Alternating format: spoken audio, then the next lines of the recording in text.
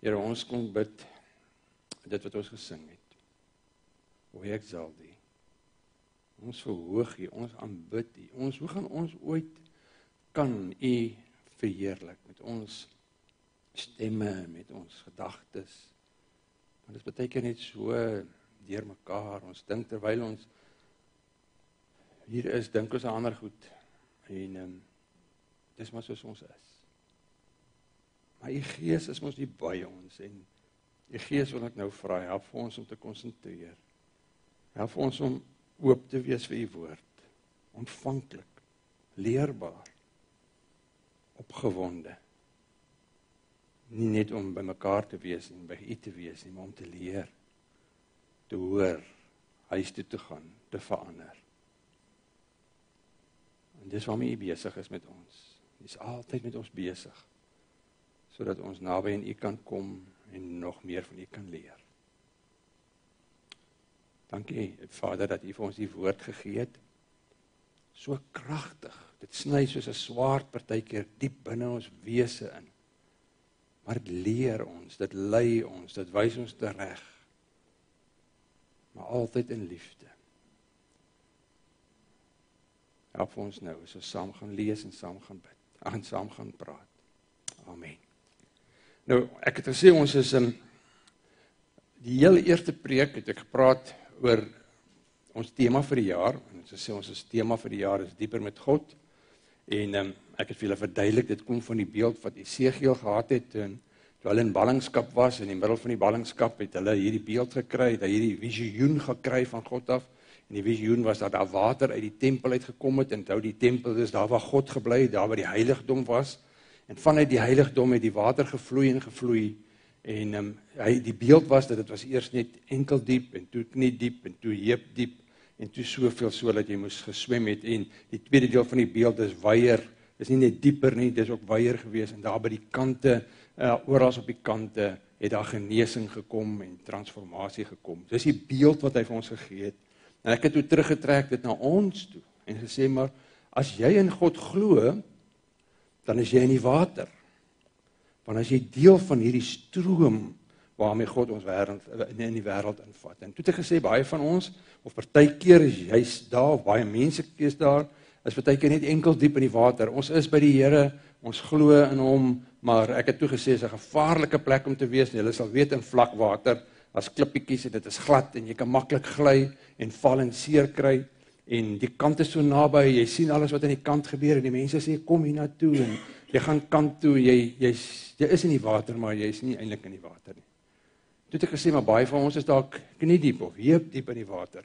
So jy is betrokke by die kerk, jy is betrokke by God, jy lees jou Bybel, maar jou voete is nog steeds op die bodem. En dit bepaal nog die rigting van jou lewe. Jy kan nog self besluit, ek wil kant toe loop, ek wil 'n bietjie uitklim, ek wil 'n bietjie daar gaan geniet, en baie mense sê, maar ouens, en ek het baie keer al van my gesê, maar jy moet 'n gebalanseerde lewe hê.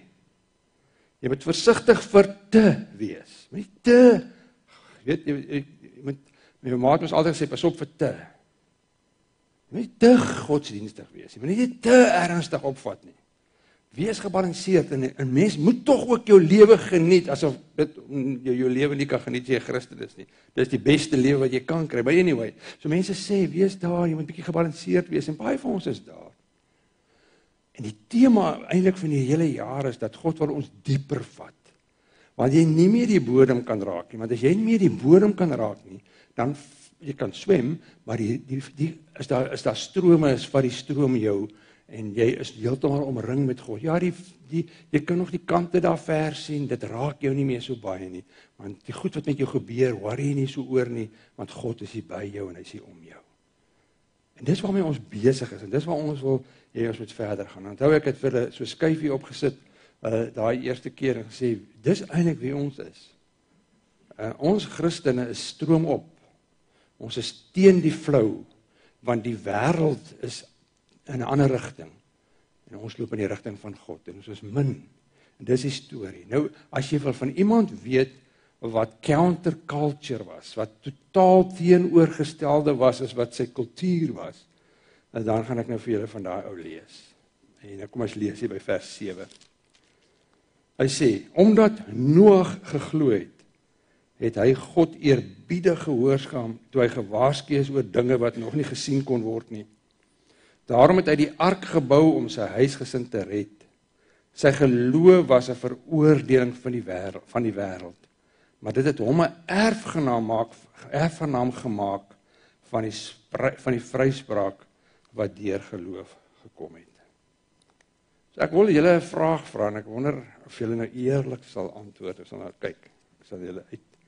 Wie van julle hou daarvan as mense jou spot of jy verwerp word of jy kry nie meer die uitnodigings nie. Jy is totaal uitgestoot, al die vriende los jou. Wie van julle hou daarvan? Maar ek gedink jy sal een weirdo wees dalk. Nee, mens nie een nie. Nee, ek like dit as hulle my spot man. Ek like dit as hulle my uitstoot. Ons hou nie daarvan nie. Ons wil inwees. Ons wil deel wees van die groep. Dit is ons natuurlikheid. En dit is ons het so groot geword. Ek weet nie julle ouer mense kan seker saam met my stem. Ons het groot geword in 'n kultuur in Suid-Afrika waar dit die kultuur was om Christen te wees. Mense het kerk toe gaan. Afrikaanse mense was dalk nie almal kerk toe gegaan nie, maar meeste van die ouens het aan 'n kerk behoort. Ek onthou daai tyd julle sal nog onthou toe Max de Pre so ateïs, weet so 'n ateïstiese opmerkings gemaak. Hoe geskok was die Afrikaners om te hoor hier's 'n Afrikaner wat 'n ateïs is en nog dit nog oor die wêreld vertel. Want die kultuur was anderster geweest. Die kultuur was, as jy Afrikaner is, behoort jy in 'n kerk, jy weet nie wie die dominee is nie, maar jy het 'n lidmaat en hulle het jou nooit afgehaal nie. Maar dit was hoe ons groot geword het. Die kultuur is nou net die teenoorgestelde. Die teenoorgestelde kultuur waarin ons nou leef is dat dis sleg om 'n Christen te wees. Mense wil nie hoor daarvan nie. Die kultuur is dat mense sê ons kerke of ons Christene is preuts of ons middeleeus of ons is eng en ons verstaan nie wat aangaan nie en ons word gekritiseer en gespot en miskien nie julle soveel nie, want baie van julle werk by Christenskole, maar baie van die ouens getuig en mense ek weet nou mense wat nou werk tussen hierdie mense wat nie glo nie, vertel vir my hoe word hulle gespot, hoe word hulle sleg gesê, hoe word hulle belaglik gemaak en jy weet dat jou God dit doen of hulle word altyd aangekla oor iets wat God sou gedoen het. So dis die kultuur waarin ons leef. Nou dink julle in Noag se tyd sou dit dalk anders gewees het. Mense sou dink maar in Noag se tyd die mense Noag se oupa was Methuselah. Nou wat is Methuselah se claim of fame? Hoe is hy bekend? Hy het die oudste ou geword waarvan ons weet. Nee. So sy oupa het nog 234 jaar saam met Adam geleef. So hy het vir Adam geken. En dit moes vir Adam was sy oupa gewees. En daai tyd sou mens dink moes dit so gewees het dat die mense baie naby aan God moes geleef het. Maar die teenoorgestelde was waar. Kom ek lees vir julle, hoe was dit gewees? En dis die tyd waarin Noag geleef het. Toe die Here sien hoe groot die verdorwenheid van die mens op die aarde is, en dat hy sy lewe lank net slegte dinge bedink, was die Here bedroef daaroor dat hy die mense op die aarde gemaak het. Dit het hom diep getref. Dit is 'n hartseer storie, né? Wat het gebeur? Ons ken die sondeverhaal storie. Adam het 'n deur oopgemaak vir die boosheid. En die boosheid het soos 'n groot vloed oor die hele wêreld gevloei. En die hele wêreld was eintlik besig om te verdrink. Hy praat van verdorwenheid deur hierdie groot vloed. En onthou julle, ons het altyd gepraat van die sondvloed. Dis 'n sondevloed wat die hele wêreld oorgegaan het. En God is so hartseer. Hy sê ek is so jammer. Ek het hierdie mense gemaak. Dit het my diep gegrief. Dit maak vir my bitterlik seer. Hy sê die Engels sê his heart was filled with pain. Dit was vir hom baie hartseer om te sien hoe die mense wat hy na sy beeld gemaak het in daai tyd geleef het. Nou sê hy verder. Hy sê die Here het gesê ek sal die mens wat ek geskep het wegvee van die aarde af, mense en diere, ook die wat kruip en die voëls, want ek is bedroef daaroor dat ek hulle gemaak het. God se hart sê, hy sê, I'm grieved. Ek is so spyt dat ek hierdie mense gemaak het. Nou, oor die spyt van God kan mens nou dis 'n hele ander teologie. Ek dink nie God, ons moet nie in 'n menslike manier dink van, ja, God maak 'n fout nie. Dis nie wat hier gesê word, dis heeltemal iets anders.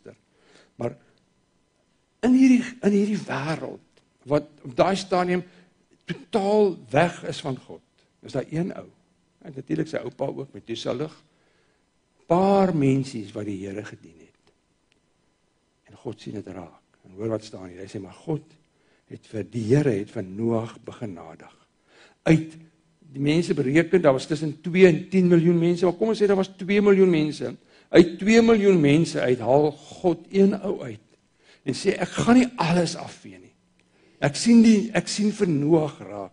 En hoor wat sê hy, Noag was 'n regverdige man, onder sy tydsgenote, dan hoor die kultuur waarin hy geleef het, was hy onberispelik, en hy het naby aan God geleef. Die omgewing waarin hy geleef het, was ver van God af, het glad nie in God belang gestel. Die kultuur was jy praat van hulle was verdorwe, hulle was verrot. Die mense was goddeloos. En in hierdie goddeloosheid, waar mense nie meer vir God dien nie, staan daar 'n gesinnetjie op, Noag. En hy maak sy gesin in die weë van die Here groot. Hoor dit verder geklink, hy sê die aarde was korrup in die oë van God, vol geweld. Hy het die aarde gesien, dit was korrup. Elke mens op die aarde se lewe was verrot. Wat sê die Engels? Corrupted. Ek wil hê jy moet vir 'n oombliekie God sien staan hier. Want hy sê God kyk na hierdie mense. Toe God die mense gemaak het, was hy hulle na sy beeld gemaak. Hy het hulle gemaak om by hulle te kuier, vir hulle om tyd saam met hulle spandeer. Nou 1500 jaar later staan hy hier en hy kyk na hierdie mense en hy's stikkend.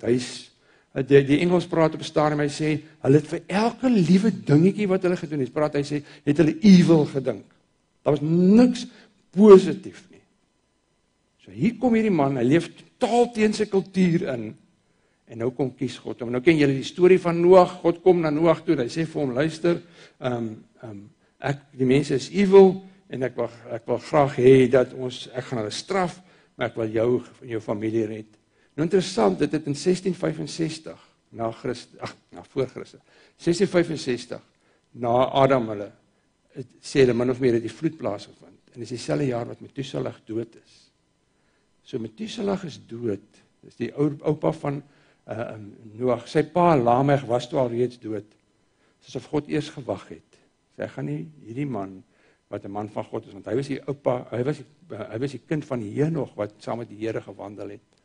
So, is net by so God se toevalligheid, maar dis God se genade, dat hy eers met Methuselah laat doodgaan, en dan kom die groot vloed. Nou, julle ken die storie. As na ons lewe kyk, ek dink gewoon in ons lewe, en ons lewe in min of meer dieselfde tyd, wat dieselfde omgewing as waarin Noag geleef het, waar die mense net geen ontzag het vir God nie. Mense stel glad nie belang dat in God nie. Is ons wat kinders van God is word in hierdie wêreld belaglik gemaak. En nou kom God, net soos met Noag. Hy sê, ek weet hoe lyk hierdie wêreld, is korrup, dis verrot. Maar in hierdie wêreld, sê ek vir julle moet nog meer glo. Julle moet nog dieper in julle geloof groei. Ek wil hê julle moet nog nader aan my kom. Ek wil hê julle moet 'n groter statement maak oor wie ons is en wat ons glo. En onthou julle die eerste keer, 2 weke terug, het ek gesê, wat is geloof? En ek het gesê, geloof, Hebreërs 11 vers 1 sê, om te glo is om seker te wees van die dinge wat ons hoop en oortuig te wees van die dinge wat ons nie sien nie. En toe het ek daai balans, so amper so weegskaal vir julle gesit om te sê, geloof is om sekerheid van die dinge, en sekerheid van die dinge wat gehoop word. So mense, hoop is altyd in die toekoms in, en 'n bewys van die dinge wat nie gesien kan word nie. So geloof is om nie te kan sien nie, en dan nog steeds te loop. Is om nie te kan hoop meer, menslike hoop hê nie, en dan nog steeds te kan hoop. So ek wil gaan en ek wil Noag se geloof gaan definieer, en ek wil dit so noem, ek noem dit reddende geloof. Reddende geloof. So reddende geloof is nie net die geloof wat jy het wanneer jy besluit het, maar ek wil agter Jesus aankom. Ek glo in God nie. Want ek glo dat die meeste, almal van julle dalk, en julle wat dalk luister, ergens, het 'n keuse gemaak om te sê, die rede hoekom ek met die Christendom wil assosieer, ek glo dat God het sy seun gestuur, en hy het vir my sondes gesterf. Dis die kern, dis die entry level van geloof, dis reddende geloof. Maar dit stop nie daar nie, die reddende geloof, en dis ek dink die pad wat God met ons wil loop, as gered is. En ons is gered van die verrotheid, van die hel, die dood en die sonde. Maar ons is gered uit dit, maar jy hou nie op leef as 'n geredde nie, as iemand wat sê, maar ek weet, my redding het ek nog nie beleef nie. Nie een van ons het al beleef dat ons eendag volledig by God gaan wees nie. Maar 'n geredde mens leef met jou reddende geloof. Dis ek weet, ek glo met my hele hart, dat God gaan my eendag kom haal. En dan gaan ek by hom wees. Soos wat Hansie vandag by die Here is. Hy het hom kom haal, en nou is hy daar. Dit wat ons glo, gaan met ons ook gebeur. Elkeen van ons, as ons met ons reddende geloof loop. So hier's 'n geweldige ding, wat ek wil hê ons moet hoor. En dit het ek heel in die begin gelees, verlede 2 weke terug. Ek het gesê, ons is nie van die mense wat terugdeins en verlore gaan nie. Ons glo en ons sal lewe. Ek wil dit anders lees. Dit sê, ons is nie van die mense wat terugdeins en verlore gaan nie. Ons glo en ons sal gered word. En daarom glo ons, en daarom sê ek, ons geloof is eintlik die hele tyd besig om ons te red van hierdie wêreld. Ons gaan nie terugdeins nie, die teenstand wat ons kry, die moeilikheid wat ons kry, die goed wat met ons gebeur, omstandighede wat sleg is, niks gaan ons terugvat nie. Want ons glo, ons sal eendag gered wees. Nou, ek wil 'n bietjie met Noag gaan luister, en ons moet 'n bietjie gehoor wat hy van ons kan leer. So ek moet lees vir julle weer vers 7, nou let julle op na die goed wat ons hieruit kan leer. Omdat Noag geglo het, het hy God eerbiedig gehoorsaam, toe hy gewaarsku is oor die dinge wat nog nie gesien kan word nie. Ons weet mos dat geloof, jy kan nie sien nie.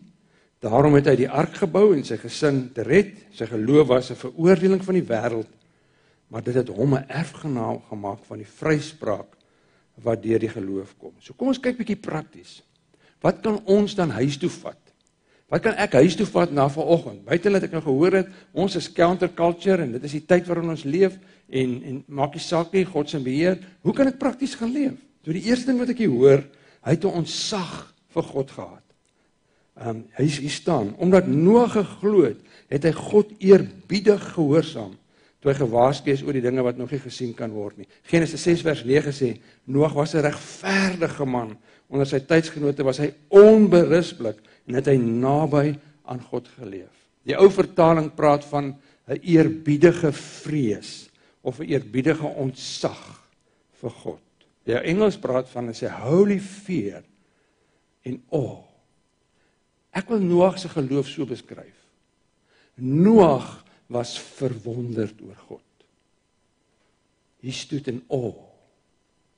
Hy het hierdie verwondering, hierdie ontzag vir God gehad. Nou, ons leef in 'n tyd, en ek sien dit baie keer, selfs Christene, baie Christene, het nie meer daai heilige, eerbiedige ontzag vir God nie.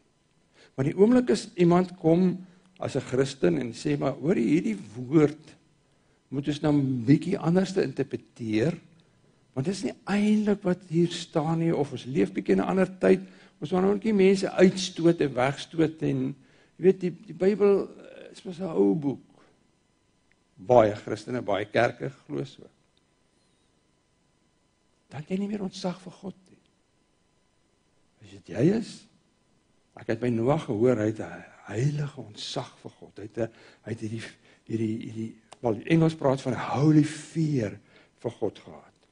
So as jy in hierdie samelewing wil leef, en ons wil laat die samelewing bepaal hoe ons lewe, en hoe ons lewe moet inrig, teenoor die woord van God, dan het jy nie ontzag vir God se woord nie, maar dan het jy eintlik ontzag vir dit wat in die samelewing gesê word, dood eenvoudig, omdat jy nie uit wil wees nie, en omdat jy nie mense wil seermaak nie, en ongemaklik maak nie.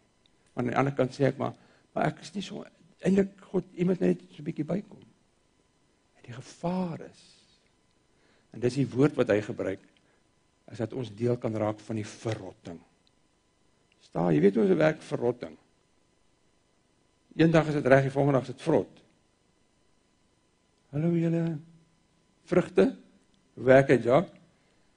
Stadig, progressief. Jy kyk hom nog so en dan wil jy 'n bietjie appel eet en dan kry jy proteïene by. 'n Wurm se kop af. Wie van julle het al 'n wurm se kop afgebyt?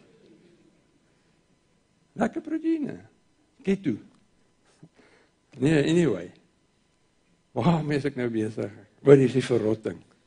Wat so stadig, maar seker inkom. En dit gebeur by die eerste besluit wat jy neem, om God minder verwonderd te wees oor God.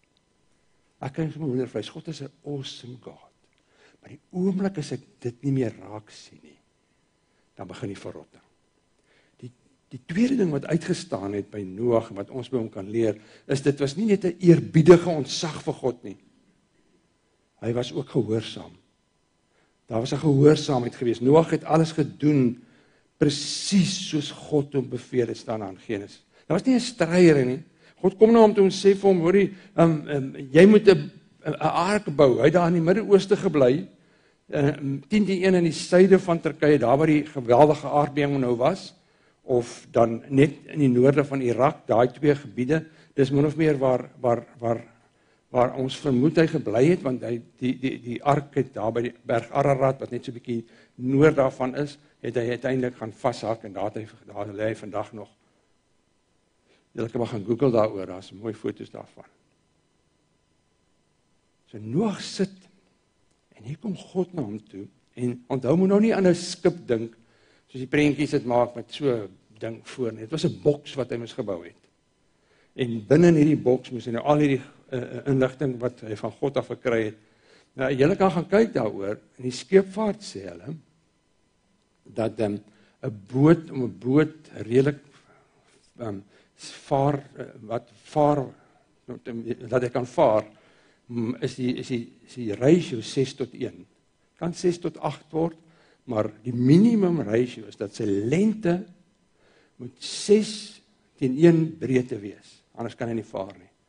Presies wat die ark was.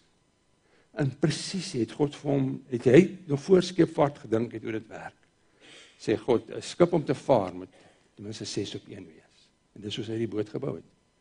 Vir elke 6 meter het hy 1 breed lank gewees. So hy bou 'n boks. Nou dink julle nou, hy is gekies omdat hy 'n goeie boksbouer was. Here kyk aan die aarde en sê maar, wie is 'n goeie boksbouer? Hierdie ou het nog nooit in sy lewe 'n skip gesien nie. Julle weet nie hoe lyk dit daar in hier, daai deel nie. Dit is bergagtig en is groen, maar daar's nêrens water nie. Behalwe die Efrat en die Tigris wat daar verbyloop. Hier kom die Here en sê, ek wil hê jy moet 'n boks bou. En hierdie boks moet kan vaar. En dis sy dimensies. En nou leef hy in 'n tyd wat ons nou gehoor het, dat die mense van daai tyd, elke liewe ding wat hulle uitgedink het, was evil. Nou dink jy, hoe het hulle teenoor Noag opgetree? Insane, wacko, wat gaan Mami as jy besig? Hulle sou verseker hom gespot en geterg het, en wat maak Noag? Kop af, saag hout, bou 'n ark. Vir jare en jare, ons weet nie presies hoe lank nie, mense sê tussen 80 en 120 jaar, het hy gebou in hierdie boks. Hoekom? Omdat God so gesê het. Dis wat gehoorsaamheid is. Dis wat ons koning ons ook wil kom leer. As dit is nie net om verwonder te staan oor God, en ons het 'n mooi liedere gesing oor verwondering nie, maar as om te sê, maar as die Here vir my sê, dis soos jy moet leef, dan leef ek so. Dan glo ek hom. En as hy vir my, as dit beteken ek is stroom op, en ek is anders, en ek word gespot, dan gaan ek net aan. Ek het nou nog gesê, ons leef in hierdie wêreld wat verrot is, so jy kan, enige ander godsdienst kan jy oor praat, die moslems word heeltemal getolereerd, en die mense is diep in die oosterse godsdienste in, almal het kristalle, en die vinnigste groeiende geloof is die Hindoe geloof, en dit word selfs in die skole mooi verduidelik, maar oor Christendom mag jy nie woord praat nie. dit mag nie, ons mag nie daaroor praat nie. Ek het nou reg gesê, as hulle ons kan doodmaak, sal ons doodgemaak het. So dis die voorbeeld wat ek hoor by Noag, is dat hy, in die eerste plek, het hy die verwondering gehad oor God, maar in gehoorsaamheid. Ek dink julle wat nou hier sit, sal saam met my stem. Dit maak elke ouer, en julle wat nog kinders gaan kry, sal saam met my stem later ook. Maak elke ouer gelukkig as jou kind eerste plek gehoorsaam is in jou, maar ook, ek wil nie sê bewonder in die lelike sin nie, maar sê, hoekom doen jy hierdie ding? Want ek het ontzag vir my pa, my ma. Ek ag hulle opinie hoor is wat ek wil. En ons dink is nie moontlik, ons het in Turkye gebly en ons het 'n toer op 'n stadium gehad en die ou se naam is Mehmet. En hy is so 29, 30 en toe sê hy vir my nee, hy wil nou 'n kar koop, maar hy wil net eers by sy pa hoor of dit reg is. Ek sê maar jy werk maar vir jouself, jy het dan jou eie besigheid. Sê ek doen niks sonder my pa se goedkeuring nie. Ek koop nie 'n kar nie. My vrou is nie my pa goedgekeur. Hy sê dis soos ek leef. My pa het ek so ontzag voor, ek doen wat hy sê. En ek dink dit het my net so geraak. Dis wat eintlik hy vir ons wil sê. Ons sal graag hê ons kinders moet so wees, dat God wil hê ons met hom so leef. Die derde ding wat ek leer, en eintlik wil ek dit nou verder vat en sê, goed, die eerste praktiese ding is ons weet, ons moet hom verwonder gehoorsaam, maar wat is die gevolge dan daarvan? Wat is die uitloop daarvan as ons so gaan leef? Die derde ding wat gebeur is, in Noag, red sy gesin. Deur Noag se geloof, praktiese gevolg daarvan, red hy sy gesin. Hoor wat staan in Hebreërs 11 vers 7b. Hy sê daarom het hy die ark gebou om sy huisgesin te red. Toe sê die Here van Noag, jy en jou hele huisgesin moet in die ark ingaan. Ek het gesien hoe ek het jou gesien en in hierdie geslag bevind jy is regverdig. Hoor mooi hierdie ding. Daar's net 2 tipes mense op die aarde. Dis die mense wat glo in die hemel toe gaan en die mense wat nie glo nie in die hel toe gaan. Dis nie 'n vakansieplek tussen die hemel en die hel nie. So as jy dink oor jou broer, jou suster, jou kind, jou pa, jou ma, jou diepste familie, jou kollega, jou vriend, is almal in hierdie skeiding. Jy gaan of hemel toe as jy glo, of jy gaan hel toe. En sê ek moet dit sê, nie? Dis wat die woord sê. En daarom is daar een manier hoe ons kan ons gesin, ons mense red. En dis deur geloof. En julle sal nog gaan lees, as jy die geskiedenis van die Ou Testament gaan lees, dat daar baie van die wet.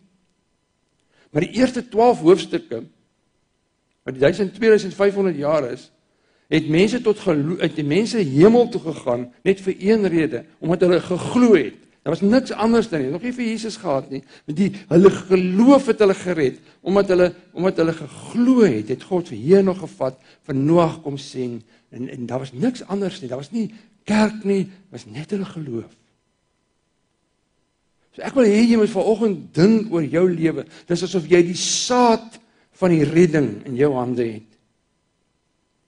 En dit is asof jy, en hoor mooi, jou geloof red nie jou gesin nie, elkeen moet self met Jesus regmaak, maar jy het die saad van redding in jou lewe, want ek lees dit, en ek sien dit, dat Noag is 'n regverdige, want sy oupa Methuselah en Henog was almal in daai bloedlyn. Maar ons dra almal hierdie saad van die reddende geloof in ons hand. En die vraag wat ek eintlik wil vra is dat, watter rol gaan jy speel? Om jou gesin te help, red. En jou gesin, en jou nageslag, jou kinders, jou kleinkinders, en hulle kinders, se toekoms is eintlik in ons hande. Hoe ons daarmee gaan werk. Ons kan ons gesin ten minste 'n groot kans gee, deur te wys dat ek het reddende geloof. Ek verwonder my oor God, en ek luister wat hy sê. Die tweede gevolg daarvan, en dit is 'n natuurlike gevolg, hy het die wêreld veroordeel. Daar staan, sy geloof was 'n veroordeling van die wêreld. Nou ek wil sê, action speak louder than words.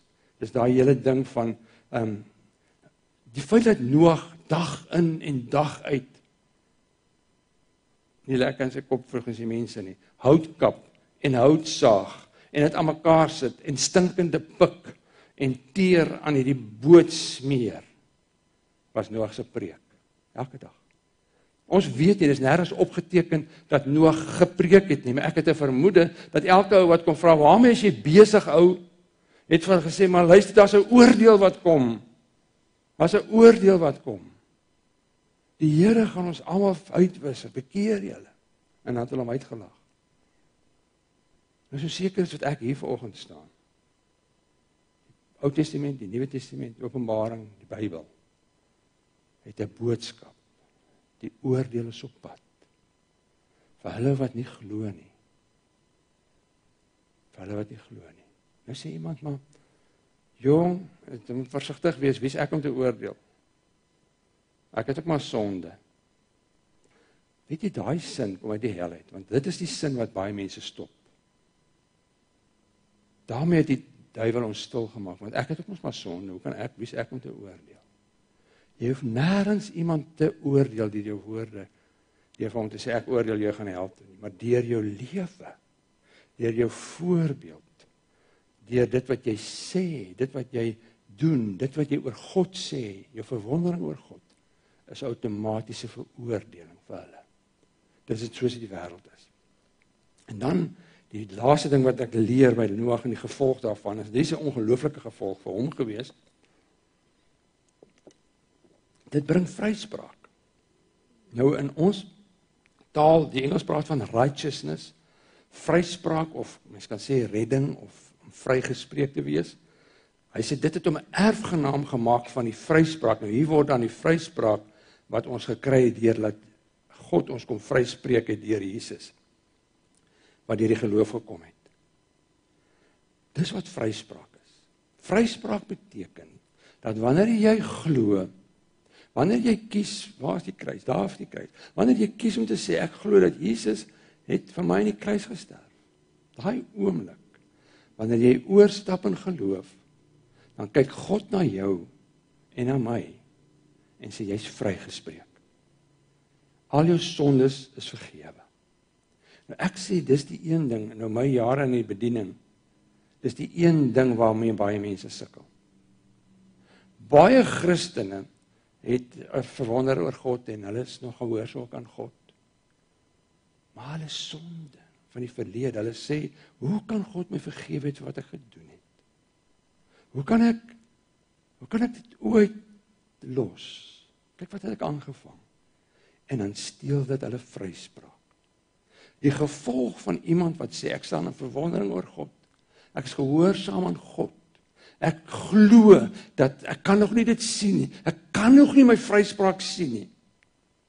Maar ek gaan van vandag af leef as 'n vrygespreekte mens. En ek gaan nie toelaat dat die goed van die verlede, dit wat ek aan mense gedoen het, en dit wat mense aan my gedoen het, dit wat ek gesê het, wat ek gedoen het, ooit meer my gevangene hou nie. Want daar, hoor hierso, geloof bring vir my vryspraak. Ek is 'n erfgenaam van die vryspraak. Ek hoef nooit weer te worry daaroor nie. Hoor dit staan in Romeine 8, hy sê, dis die woord wat dit sê, jy moet glo. Maar as jy nie glo nie, het jy nie ontzag vir God nie. Daar is geen veroordeling vir die wat in Christus Jesus is nie. As jy vanoggend in Christus Jesus het, dan is jy geen veroordeling nie. As iemand jou ooit weer veroordeel, is van die duiwel af. As jy jouself veroordeel, is nie van God af nie. Daar's geen veroordeling meer. Hoor wat sê Kolossense, wat sê Paulus in Kolossense? Hy sê God het julle egter saam met Christus lewend gemaak. Glo dit, dit hy al ons sondes vergewe het. Behalwe wat die ene van jou. Nie een nie. Ag, nie, daar's nie een wat hy nie vergewe het nie. Daar's nie een sonde wat jy vandag vir my kan sê wat jy gedoen het nie. Maar nou nie vir my kom sê nie. Ek is nou nie 'n priester wat moet luister en sê ek betaal 'n bietjie meer geld nie. Daar's nie een sonde. Hier staan al.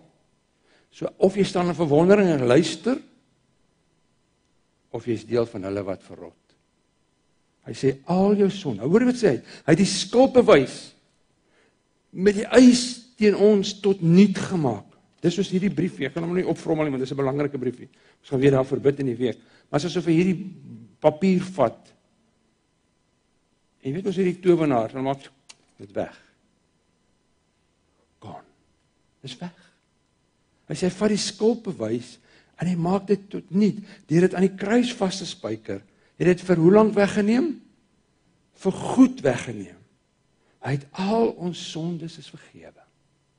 So as jy vanoggend hier sê, maar ek wil dieper in my geloof groei, ek wil meer verwonderd wees oor God, ek wil nader aan God kom, dan is die gevolg daarvan, dat jy vanoggend hier kan staan, sit en jy uitstap en sê, maar my sondes is vergewe, ek kan net juig en jubel en bly wees. Dis wie hy is.